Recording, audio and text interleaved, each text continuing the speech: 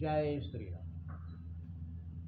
ओम वक्रतुंड महाकाय सूर्यकोटि समप्रभ निर्विघ्नं कुरु मे देव सर्वकार्येषु सर्वदा। राम कीन्ह चाहि सोई होई, करे अन्यथा अस नहीं कोई। प्रभु श्री राम जगत के स्वामी, करुणा निधान, दया के सागर, दीन बंधु, गरीब निवास प्रभु, जिनकी लीला का पार पाना किसी के बस की बात नहीं। संकट मोचन हनुमान जी सूरसा के सामने खड़े हैं और सूरसा जाने नहीं दे रही है। कौने हु जतन देई नहीं जाना, ग्रससी न मोहि कहे हनुमाना। विनय करके समझा बुझाकर थक गए हनुमान जी।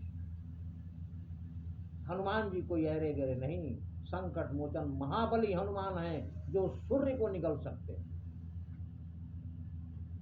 जो पृथ्वी से हजारों गुना बड़ा है वो हनुमान।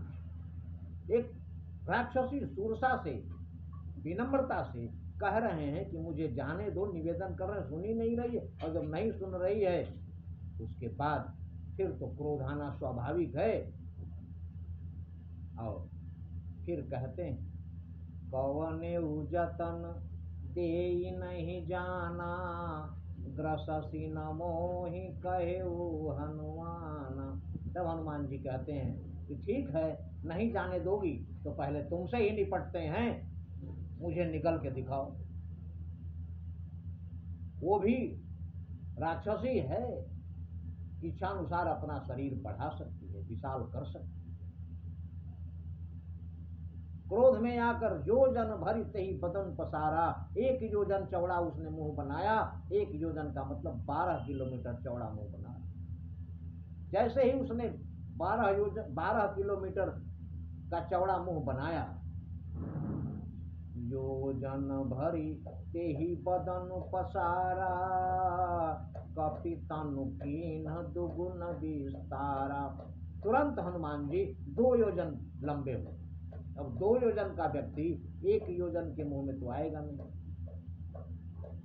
तब क्रोध में आकर सूरसा ने 1 से 2 नहीं किया, सीधा 16 गुना बड़ा अपना मुंह कर दिया।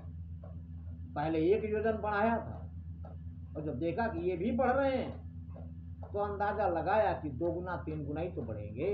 इसलिए 16 योजन मुखते ही ठयऊ। 16 योजन चौड़ा मुंह उसने बना दिया। सोची इससे बड़ा ये नहीं बन सकते, लेकिन संकट मोचन है। जैसे ही उसने 16 योजन बड़ा मुंह बनाया, 16 योजन मुखते ही ठयऊ, तुरत पवन सुत 32 भयऊ। तुरंत हनुमान जी 32 योजन बढ़े। अब सूरसा को लगा कि ये हमसे भी विशाल हो सकते हैं। उसके बाद जो सिलसिला शुरू हुआ, बढ़ाती चली जा रही है अपने मुंह का आकार, और हनुमान जी मुस्कुराते हुए जस जस सूरसा बदन बढ़ावा, तासु दून कपि रूप दिखावा। जैसे जैसे सूरसा अपना मुंह का आकार बढ़ाती जा रही है, उसका 2 गुना हनुमान जी बड़े होते चले जा रहे। आखिर में क्रोध में आकर सूरसा ने अपने मुंह का आकार धीरे धीरे बढ़ाने के बजाय एक ही बार बढ़ा। और वो मुंह कितना बड़ा था? 7 योजन तेहि आनन कीन्हा। 100 योजन बड़ा मुंह बना दिया उसने। सीधा धरती से आकाश तक का उसका मुंह लगने लगा।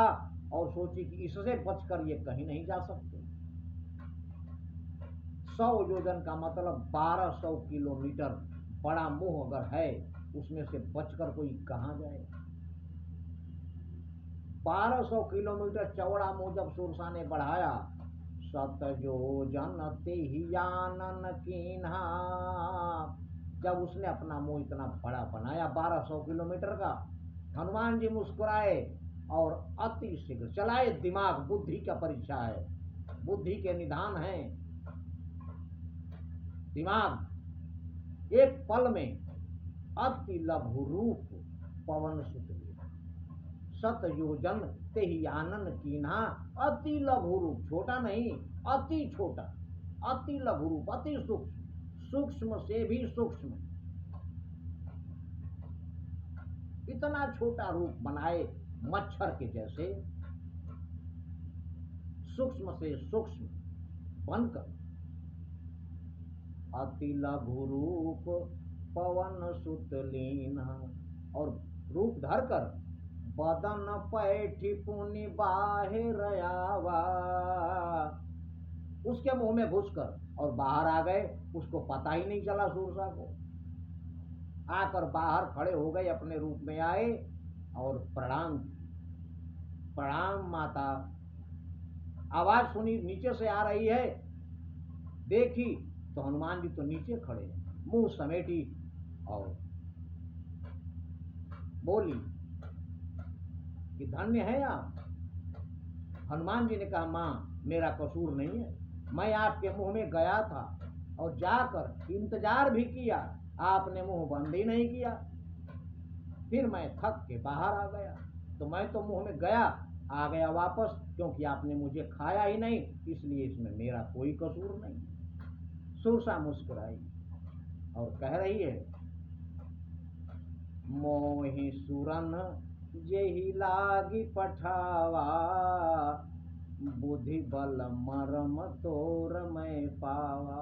मुझे देवताओं ने आपकी परीक्षा लेने के लिए जिस उद्देश्य से भेजा था, आप उसमें सफल हैं। आप बल निधान भी हैं और बुद्धि निधान भी हैं, और दोनों गुणों से संपन्न व्यक्ति ही लंका में विजयी हो सकता है। इसलिए आप बिल्कुल उचित व्यक्ति हैं जो लंका में जाने के योग्य। इसलिए राम काज सब करिहु, तुम बल बुद्धि निधान। सुरसा कह रही है कि आप राम का कार्य सफल करें, ये मेरा आशीर्वाद है आपको, क्योंकि तुम बल बुद्धि निधान, बल और बुद्धि दोनों के भंडार हैं। इतना कहकर आशीष दे गई सो आशीर्वाद देकर सुरसा वहां से प्रस्थान की, और हर्षि चले हनुमान। और हनुमान जी मुस्कुराते हुए वहां से आगे के लिए उड़ान भरते हैं। आगे क्या होता है ये अगले वीडियो में, लेकिन प्रभु की लीला देखिए, अपरंपार है। जिस पर उनकी कृपा हो उसको क्या बाधा कोई पैदा हो सकती, उसके रास्ते में कोई बाधा नहीं। इसलिए प्रभु श्री राम का नाम जपते रहिए, क्योंकि नहीं कलि कर्म न भगति विवेको, राम नाम अवलंबन एक। जय श्री राम।